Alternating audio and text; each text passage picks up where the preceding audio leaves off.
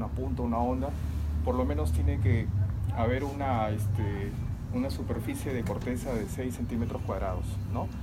Es un estudio que básicamente lo empleamos nosotros en los pacientes con epilepsia, ¿no? Eh, bueno, la que sigue.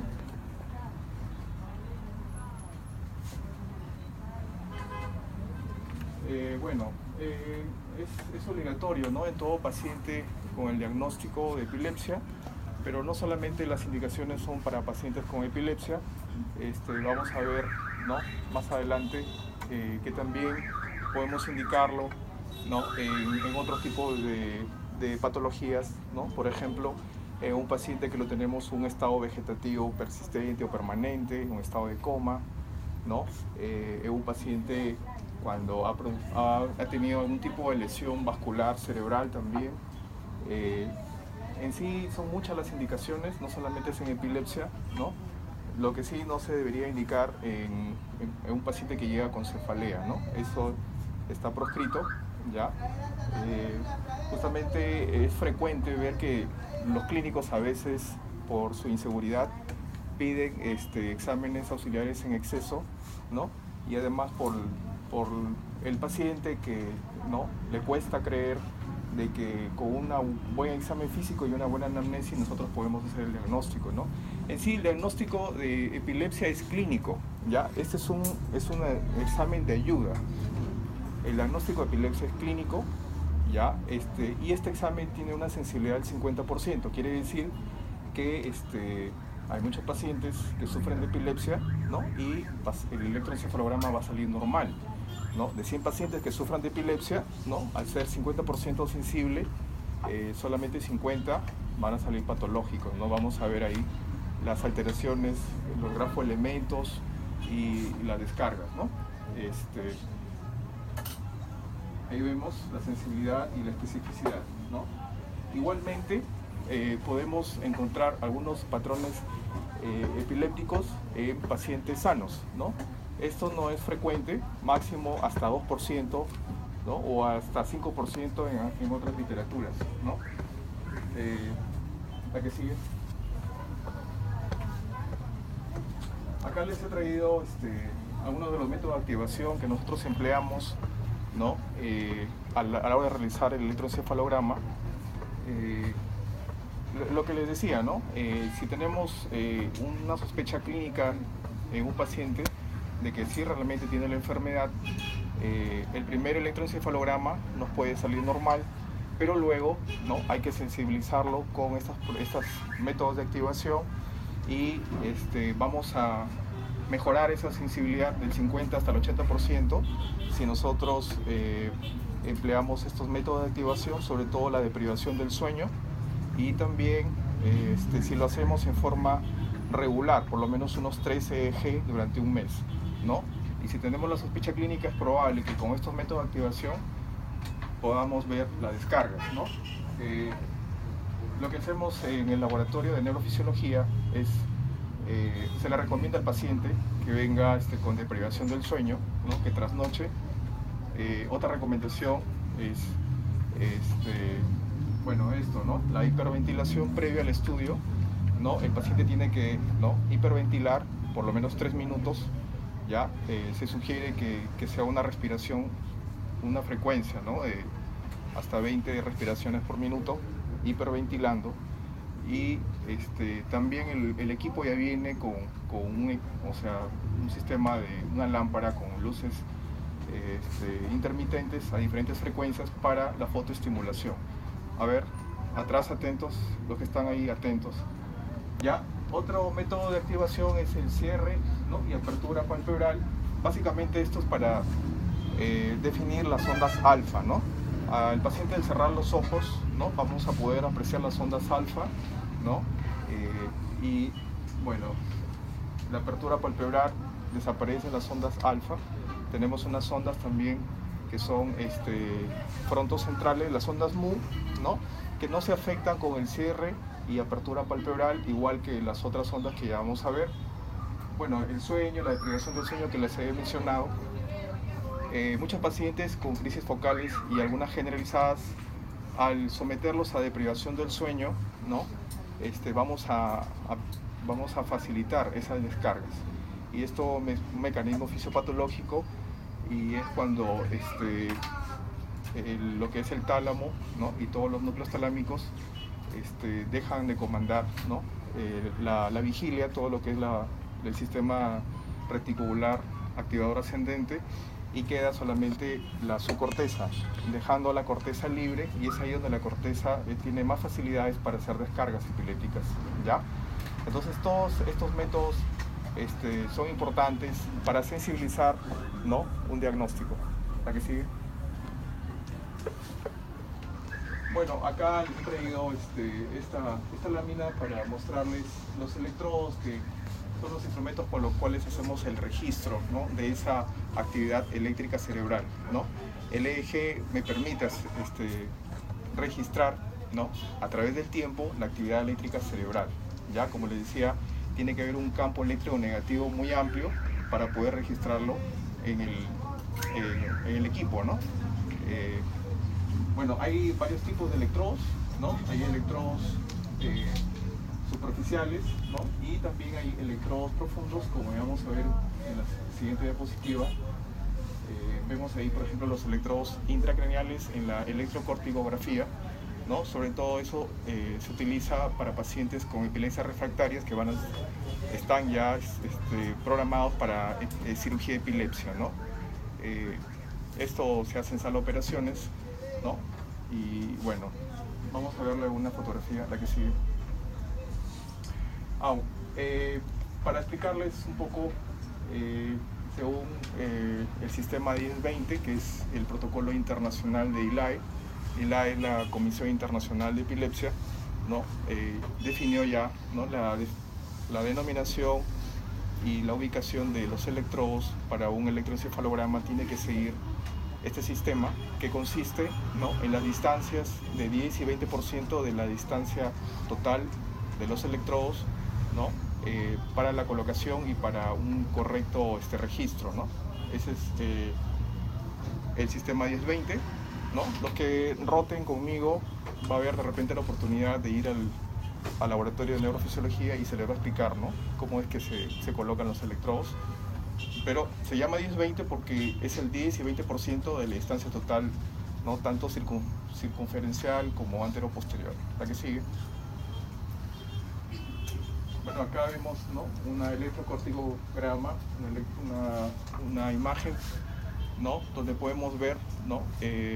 Los electrodos están colocados dentro ya de lo que es el cráneo, ¿no?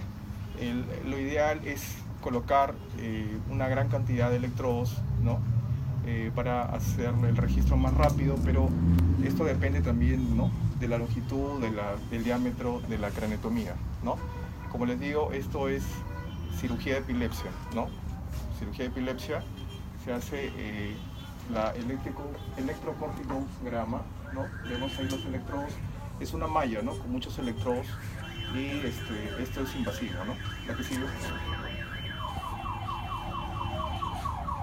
Bueno, como les iba mencionando, el eje normal, ¿no? En reposo tiene este tipo de ondas, ¿no? Las ondas alfa, las ondas beta, las ondas mu, ¿no? Lo vamos a encontrar en un eje de un paciente en vigilia, en reposo, ¿no? Que no presenta descargas. Esto es fisiológico.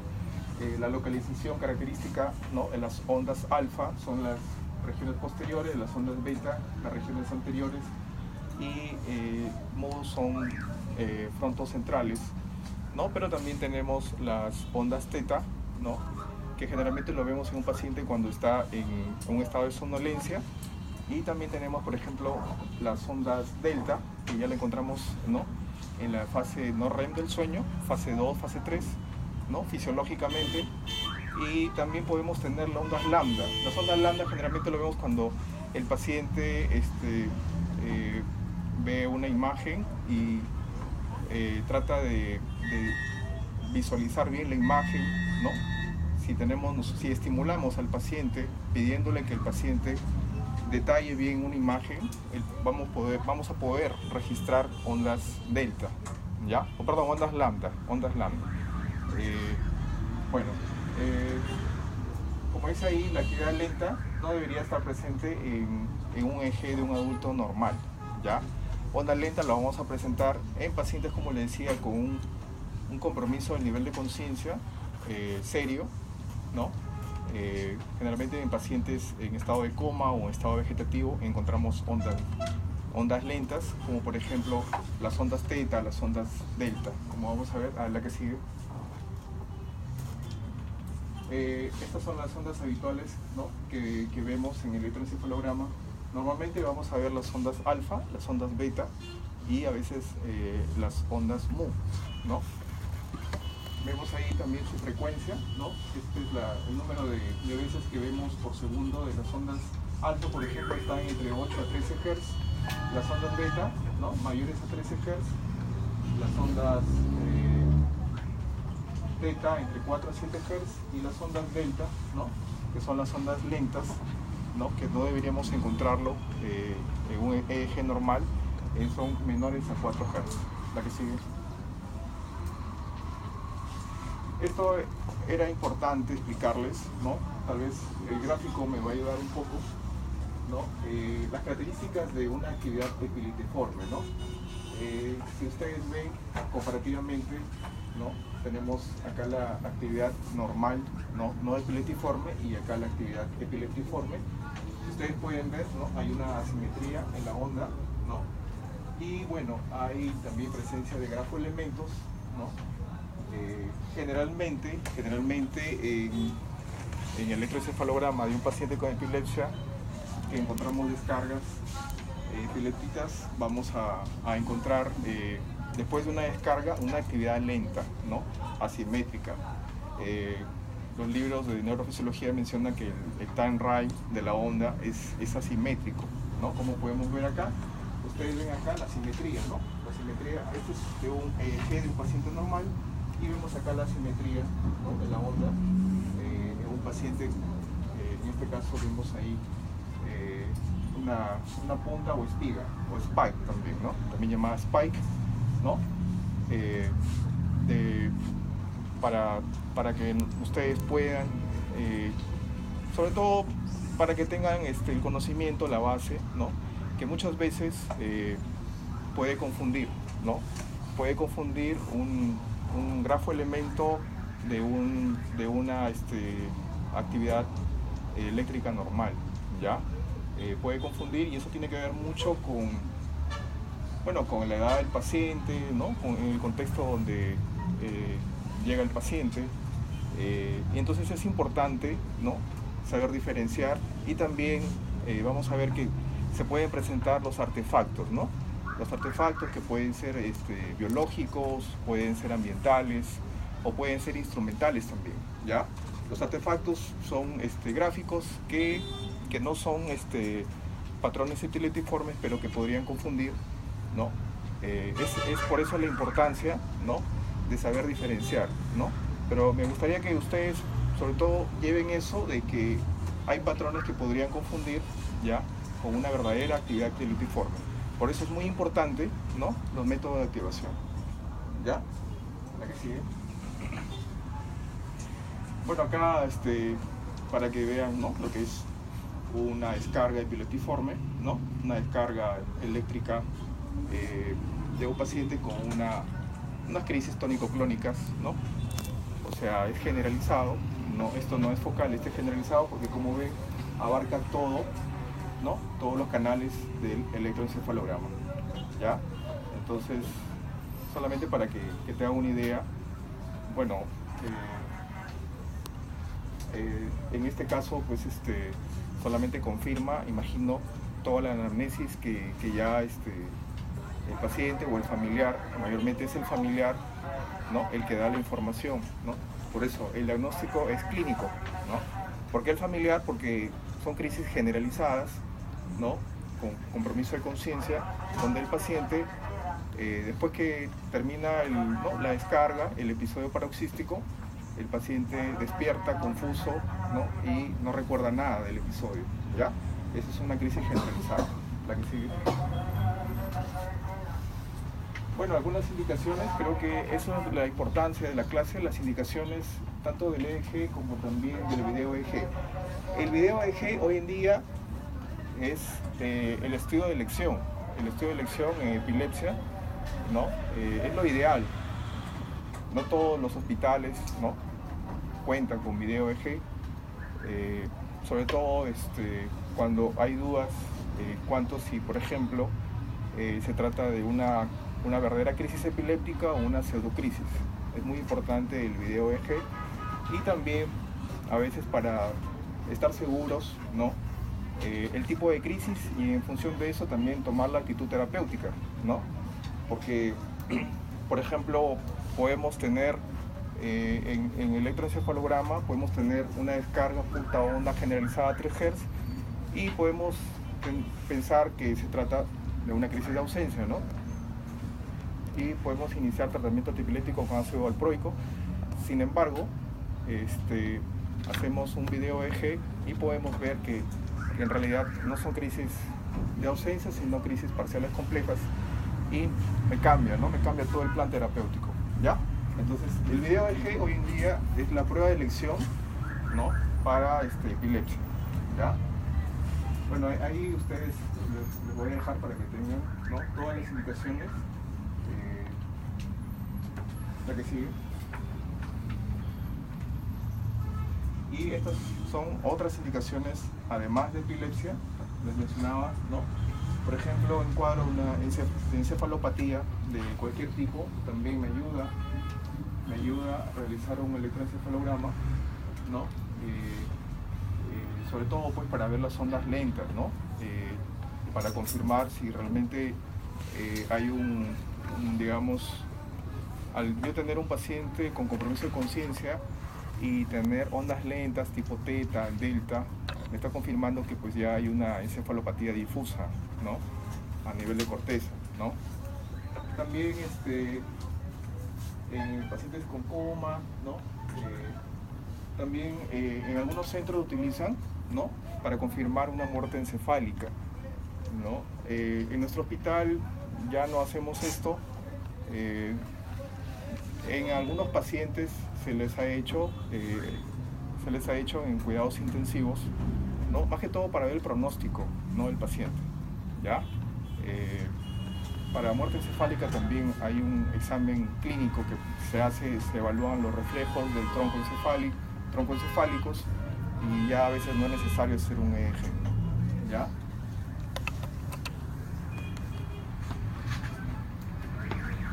Bueno, todas estas indicaciones, además de epilepsia, pero no olviden, ¿no?, en pacientes con pseudocrisis, ¿no?, o crisis psicógenas. Son aquellos pacientes con una alteración psiquiátrica, ¿no?, que hacen movimientos de flexo-extensión, ¿no?, y que alguien con falta de experiencia, ¿no?, podría pensar que se trata de una crisis, pero en realidad son pseudocrisis, ¿no? Y también no olviden en trastornos paroxísticos no epilépticos, ¿no? Hay pacientes con cuadros de lipotimia, de síncope. También es muy importante, ¿no?, hacer un electroencefalograma justamente para, ¿no?, corroborar que no se trata de una alteración neurológica, sino mayormente son de etiología cardiovascular, ¿no?, por una hipoperfusión, por una hipotensión mantenida. La que sigue.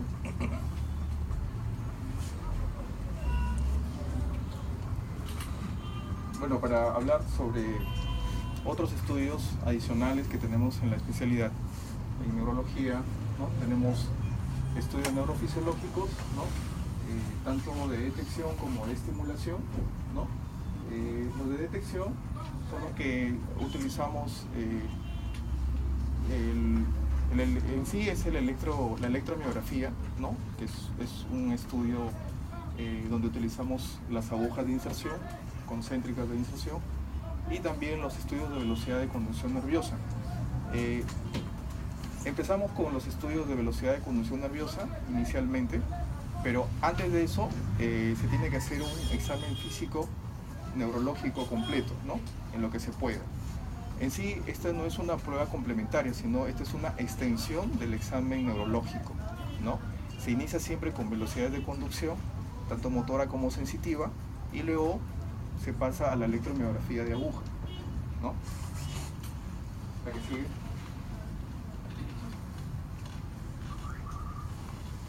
Bueno, en este pequeño esquema, ¿no?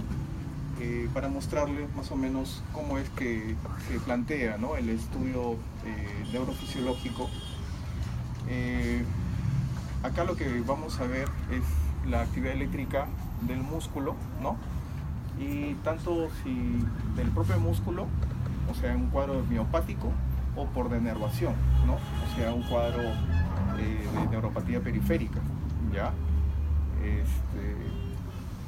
Bueno, metas, ¿no?, de un estudio electrodiagnóstico, tanto la localización y la severidad, ¿no? Tenemos que ver esto. La localización es muy importante. En sí, la electromiografía, que es lo que nosotros hacemos, ¿no?, además de la velocidad de conducción nerviosa, lo que me va a ver es la neurona, la segunda motoneurona, ¿no? Neurona motor inferior, ¿no?, tanto desde del asta anterior de la médula espinal, luego pasando por las raíces, los plexos, el nervio periférico y el músculo. Todo eso me estudia la electromiografía, ¿no? Vemos ahí que el estudio no solamente es a nivel muscular, ¿no?, sino también a nivel del nervio periférico obviamente, y de la unión neuromuscular, ¿no? Hay patologías de la unión neuromuscular, imagino que recuerdan ustedes, miastenia gravis, ¿no?, y los síndromes miasténicos, ¿no?, como por ejemplo Ito-Lambert, ¿no?, o botulismo, ¿ya? Hay pruebas específicas, la prueba de estimulación repetitiva y la prueba de fibra única para ese tipo de alteraciones de la unión neuromuscular. Pero si hablamos específicamente del nervio, ¿no?, como vemos ahí, tenemos que ver cuáles son los tipos de fibras que están afectadas, ¿no?, si son sensitivas, motoras o mixtas. Tenemos que ver si es nervio periférico, a qué nivel está la lesión, si es a nivel, ¿no?, de mielina o a nivel axonal, ¿ya? Y también tenemos que ver si esa alteración a nivel de la mielina, esa mielinopatía, es heredada o adquirida, ¿no? Y en el curso de la patología tenemos que ver si es aguda, ¿no?, hiperaguda, crónica. Lo que sí se recomienda es averiguar más o menos el tiempo de inicio de la lesión, porque uno indica este estudio neurofisiológico, ¿no?, por lo menos después de 3 semanas de haber ocurrido la lesión, ya tiempo en el cual se van a presentar los potenciales, ¿no?, de unidad motora de denervación, porque este estudio estudia el potencial de unidad motora. Entonces tenemos que dejar un tiempo. Lo pedimos antes, no nos va a ayudar mucho, porque no se va a presentar estos potenciales, ¿no?, de denervación, ¿ya? Entonces lo más probable es que salga normal. Si sale normal, siempre la clínica es la que manda, ¿no? La clínica manda. Tiene que haber una correlación clínica, digamos, laboratorial, ¿no?, de estudio, para que nosotros, digamos, tomamos en cuenta este estudio de electromiografía, ¿ya? La que sigue. Bueno, les había mencionado la localización, ¿no? Puede ser a nivel, ¿no?, de neuropatía, miopatía o de unión neuromuscular, ¿ya? Ustedes leen inglés, ¿no?, imagino, ¿sí? Ya, la que sigue. Me olvidé de decirles, si hubiera alguna pregunta, me interrumpen sin problemas, ¿ya?, para hacer la aclaración, ¿ya? Bueno, acá un poco de teoría al respecto del estudio, ¿no? Permite analizar las propiedades eléctricas del músculo, ¿no?, durante el reposo y durante la contracción voluntaria. El examen nos permite ver, ¿no?, los distintos tipos de actividades patológicas en las distintas fases de exploración, ¿no? El paciente llega al laboratorio de neurofisiología, se le explica, ¿no?, cómo se va a proceder, deberías hacérsele firmar un consentimiento informado, cosa que generalmente no se hace, ¿no? Pero sí se le explica, ¿no?, qué es lo que se va a hacer, porque este es un estudio algo doloroso, ¿no? No se han reportado, no es frecuente ver infecciones por la colocación de la aguja, ¿no? Pero sí podría presentar en algunos pacientes, ¿no?, cuadros de hemorragias, hematomas, ¿no? ¿Ya? Y bueno, casi no es frecuente, pero debería estar contraindicado, ¿no?, en algunos pacientes con marcapasos, con, ¿no?, este tipo de pacientes anticoagulados también, ¿no? ¿Ya? Entonces, tiene 4 fases: la inserción de la aguja, ¿no?, la fase de reposo, donde no debería haber ningún tipo de actividad, ¿no?, en contracción leve y en contracción máxima, ¿no? Bueno, como le digo, en reposo no debería haber ningún tipo de, ¿no?, de descarga eléctrica del músculo, ¿no? ¿Ya? Cosa que sí vemos en pacientes con patologías musculares, ¿ya? La que sigue. Un gráfico del Preston, libro de neurofisiología, ¿ya?, donde vemos la actividad normal, la actividad de inserción normal. Más o menos así se ve, ¿ya? Así se ve en el equipo, ¿ya? Es una actividad de inserción normal, ¿no? Bueno, creo que ya los detalles, ¿no?, técnicos, creo que no es el objetivo de la clase, ¿ya? Pero algo parecido como se registra, ¿no?, el electroencefalograma también, ¿no? Tenemos ondas donde vamos a evaluar ahí su morfología, la duración, la amplitud, todas esas variables, pero esta es una actividad de inserción normal, ¿no? ¿Ya? Y ahora viene la que sigue. Lo patológico, ¿no? Tenemos las fibrilaciones y ondas positivas, ¿no? Ondas positivas que bueno, no solamente se presentan en cuadros de alteraciones a nivel del músculo, sino también en algunos cuadros neuropáticos, ¿ya?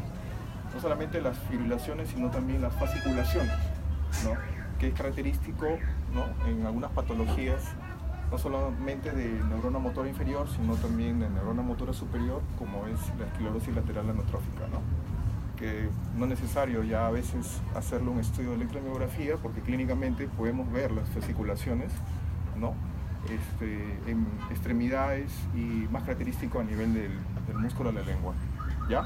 Entonces, así se ve. Les puse esto para que vean que así se ve a nivel de registro, ¿ya? Fibrilaciones y ondas positivas. Y no solamente es, en electromiografía no solamente es el registro, ¿no?, a nivel en el equipo, sino también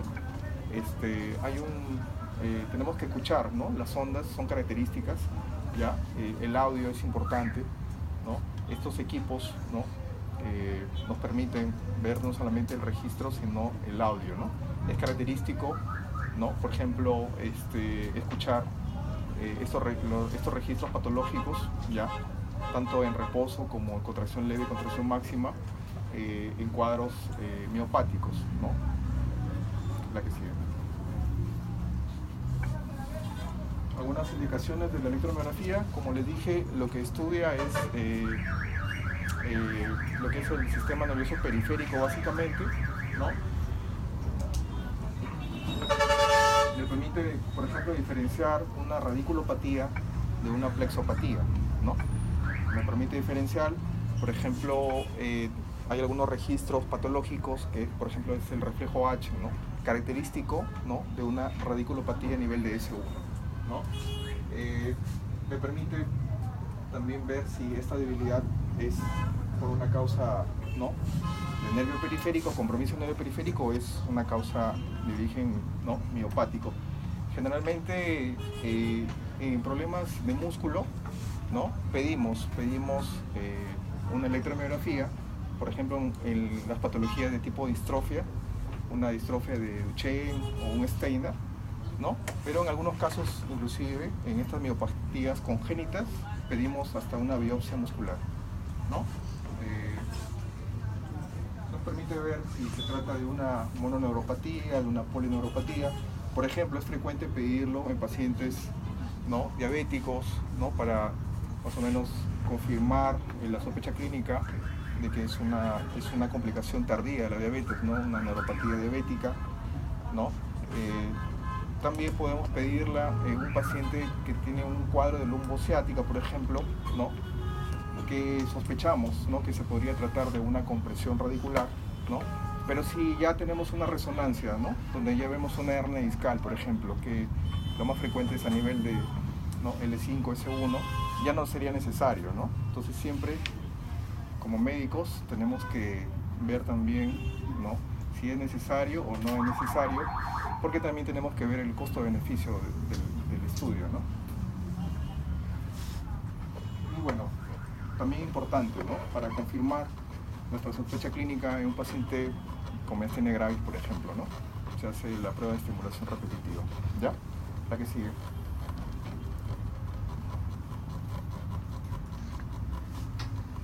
Otra prueba neurofisiológica en neurología son los potenciales evocados. Imagino que ustedes ya deben haber escuchado, ¿no?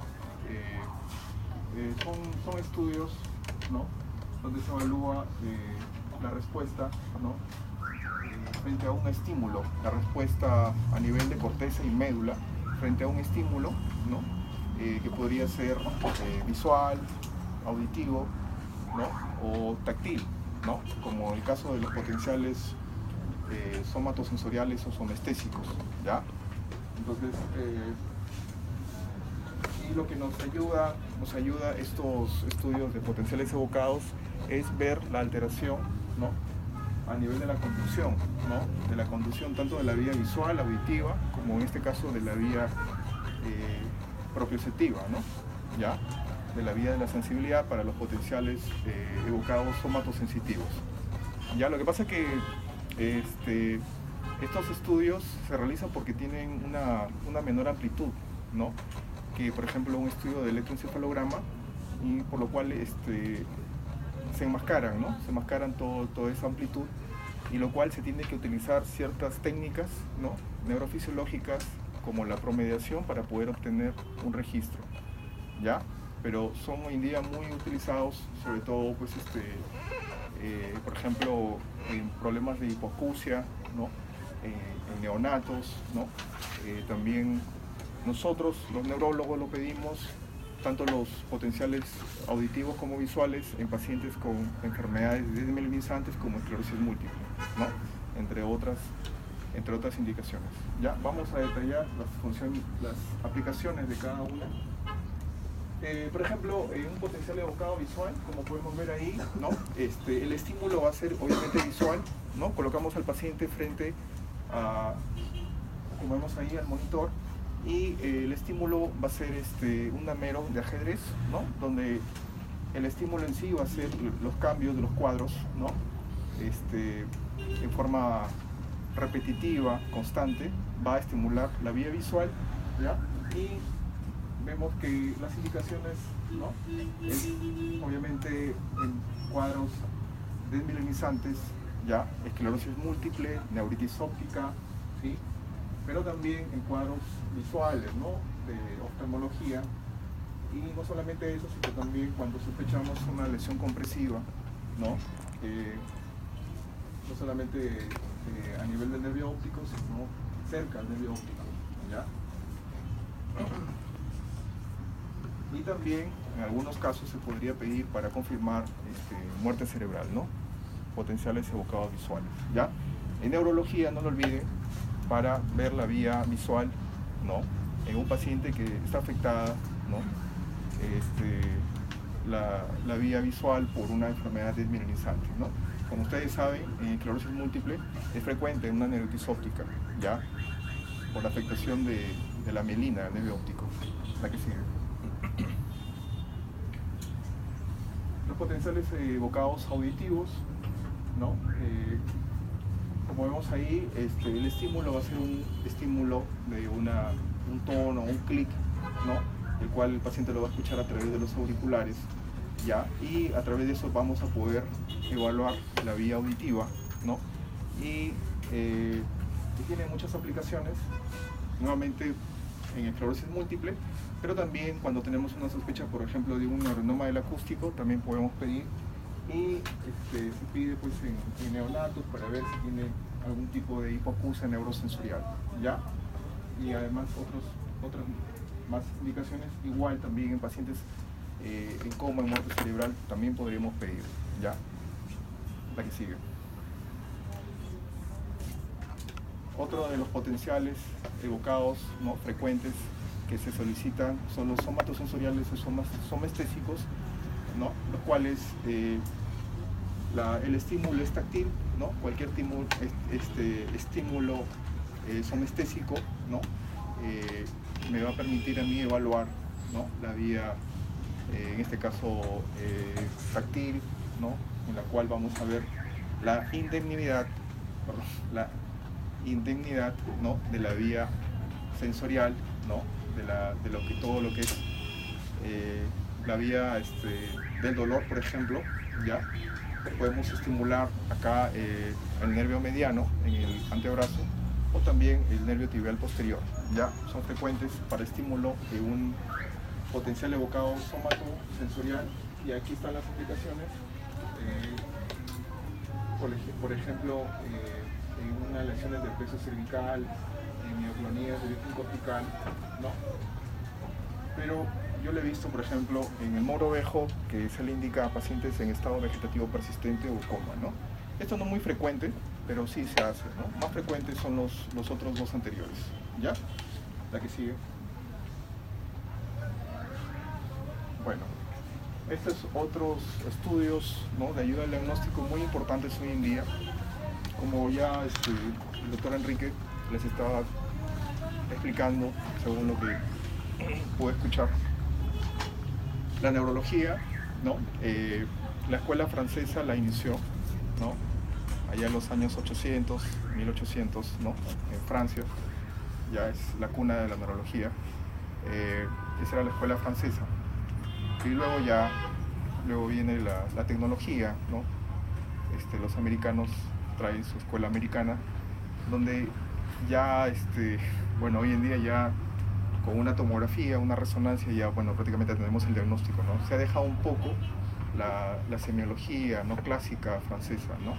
Entonces, pero bueno, la escuela americana trae la tomografía y luego todas las ventajas, ¿no?, que tiene hoy en día un estudio, sobre todo en tiempo, ¿no? Y de ahí viene lo que ya ustedes deben haber escuchado: tiempo es cerebro, ¿no? No podemos esperar, sobre todo en patologías vasculares, ¿no?, en emergencias, ¿no? Por ejemplo, una HCA no podemos esperar, porque mientras más rápido actuemos, ¿no?, vamos a recuperar más neuronas, ¿no?, por decirlo así.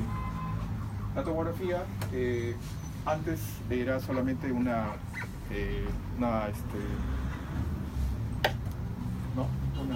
imagen axial, ¿no? Por eso venía el nombre de tomografía axial computarizada, pero hoy en día ya es una tomografía TEM, ¿no?, tomografía espiral multicorte, porque se puede obtener no solamente cortes axiales, sino también cortes coronales y cortes sagittales, ¿no? Y bueno, se basa en los rayos X, ¿no?, que se transmiten a través del organismo, ¿no?, a través de todas las estructuras nerviosas y del líquido cefalorraquídeo, los cuales van a ir atenuándose, ¿ya? Y la base es las unidades Hadfield, que nos hablan sobre la densidad, ¿no?, de la sustancia que están atravesando. En este caso tenemos los dos extremos, ¿ya? Más 1000 y menos 1000, ¿no?, de unidades Hadfield. Más 1000 tenemos al hueso, ¿no?, menos 1000 tenemos al aire, ¿no? Entonces el hueso me va a dar una imagen hiperdensa, el aire me va a dar siempre una imagen muy oscura, ¿no?, hipodensa, y al centro está lo que es el agua, ¿no? Sería isodenso, ¿no?, un color más o menos gris, ¿ya?, que ya lo vamos a ver ahorita. Y bueno, obviamente la sensibilidad y la especificidad la vamos a mejorar, ¿no es cierto? Vamos a tener mayor sensibilidad si utilizamos sustancia de contraste, ¿no?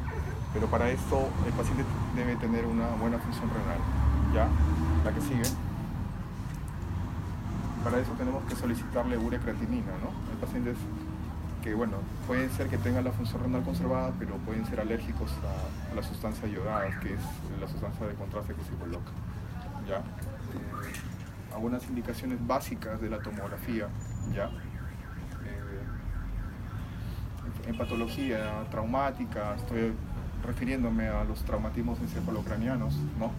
Pero para esto no solamente pedimos una tomografía simple, sino una tomografía con ventana ósea para poder visualizar mejor si es que hay algún signo de fractura y con eso también poder hacer la correlación en la tomografía si es que hay algún tipo de hematoma, ¿no? Subdural, laminar, ¿ya? Entonces, si el paciente viene con un traumatismo encefalocraniano, no olviden que hay que pedir tomografía más ventana ósea, ¿ya?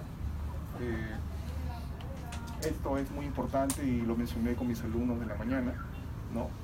Frente a un paciente que viene con una clínica de inicio brusco, con déficit motor de inicio brusco, la tomografía siempre la pedimos es para descartar, ¿no?, la presencia de sangre, de hemorragia, de una hemorragia. Si la tomografía no vemos lesiones hiperdensas, podría tratarse, ¿no?, de algún SB isquémico, ¿ya?, que de repente no se puede visualizar aún del todo y podríamos esperar, ¿no?, unas horas más para que luego se le podría pedir una tomografía a las 24 o 48 horas donde ya se puede ver establecido el infarto cerebral. Pero básicamente es para descartar una hemorragia cerebral, ¿no? Si estamos sospechando de una HCA, o sea, una hemorragia subaranoidea, ¿no?, me va a ayudar mucho la tomografía, pero si el hospital donde estamos cuenta con un servicio de angiotomografía, sería mejor pedirle una angiotomografía, ¿ya? Aunque hoy en día pues el estudio de elección para un HCA es la panangio, ¿no?, panangiografía cerebral, ¿ya? Sobre todo etiológica, ¿no? En patologías tumorales infecciosas también me ayuda mucho, ¿no? Obviamente si estamos sospechando de un proceso expansivo intracerebral, lo ideal sería pedirle tomografía y con contraste, ¿ya? La tomografía me ayuda a definir sobre todo lesiones óseas, ¿no? Me ayuda mucho con las imágenes hiperdensas y, por ejemplo, en ciertas infecciones, muy frecuente acá en nuestro país, NSC, la tomografía me permite, ¿no?, ver las calcificaciones, ¿no? Estas calcificaciones residuales lo veo muy bien en tomografía y si quiero ampliar el estudio en ese paciente con NSC ya le pediría una resonancia, ¿no? Una resonancia con contraste también. Ya, no olviden, para lesiones óseas y calcificaciones, la tomografía mucho mejor que la resonancia. Otra de las ventajas, ¿no?, de la tomografía en relación a la resonancia, además que es un estudio, ¿no?, digamos, de más fácil acceso dentro de lo que es los hospitales del país, más económico, ya, es que también me permite realizarlo en pacientes que tengan algún tipo, ¿no?, de dispositivo metálico, ¿no? Por ejemplo, pacientes que han sido posoperados de un aneurisma cerebral, donde le coloca el neurocirujano los clips, ¿no? Pacientes de repente con un marcapaso, pacientes posoperados de una cirugía cardíaca, donde se le coloca pues, estas mallas metálicas. Está contraindicado la resonancia, entonces es ahí donde la tomografía me ayuda mucho, ¿ya? Obviamente está contraindicado en el embarazo, ¿ya? Totalmente contraindicado en el embarazo, salvo riesgo-beneficio. ¿Ya? ¿Aquí sigue? Para hablar un poco sobre la angiotomografía, ya vimos que nos ayuda a ver los vasos, ¿ya? Sobre todo vemos mejor los vasos con contraste, ¿ya? Una angiotomografía con contraste me ayuda a ver mucho mejor vasos de lo que es polígono de Willis, o sea, circulación anterior y circulación posterior también, o sea, arterias cerebrales anteriores, la ACM, arteria cerebral media, y también la basilar y las ramas de la basilar, ¿ya? Esto es muy importante, ¿no? Disecciones carotídeas, ¿no? Me permite ver los aneurismas cerebrales, se ve muy nítido con la angiotomografía. Yo prefiero una angiotomografía a una angioresonancia porque es más rápida que, ¿no? Si es un HCA tenemos que definir si se fue por, si fue traumática o si realmente fue por un aneurisma. Entonces me ayuda mucho la angiotomografía, ¿ya? La que sigue. Bueno, acá otros protocolos de la tomografía de emisión de positrones, ¿no? Son estudios funcionales, ¿ya? Son estudios funcionales, sobre todo pues, en pacientes, yo no acá en el hospital regional, no digamos que no es frecuente hablar sobre estudios funcionales, ¿no? Obviamente no se está haciendo. En Lima se hace en algunos lugares, ¿no? Y son estudios costosos también, ¿no? Básicamente lo hemos solicitado en pacientes con epilepsia refractaria, ¿ya? Y para estudio dentro de lo que es el prequirúrgico, ¿no? Para epilepsia refractaria que iban a ser programados para sala, ¿no? Para cirugía de epilepsia, ¿ya? En cuadros de epilepsia, ¿no? Son estudios que también me permite ver, ¿no? Así como el estudio de tomografía con tractografía me permite ver si es que hay algún tipo de compromiso de las comisuras. También me permite ver mejor que una tomografía simple, por ejemplo, defectos de nacimiento, ¿no? El signo del manto, por ejemplo, ¿no? Estos cuadros de alteraciones de la migración neuronal, ¿ya? También, y básicamente estudiar a los pacientes con epilepsias refractarias. La que sigue. Igual, ¿no? El SPECT, ¿no? En tomografía por emisión de fotón único, ¿no? Lo podemos ver, también nos ayuda, ¿no? Para ver pacientes con neoplasias, ¿no? Cuando sospechamos, ¿no? De una neoplasia.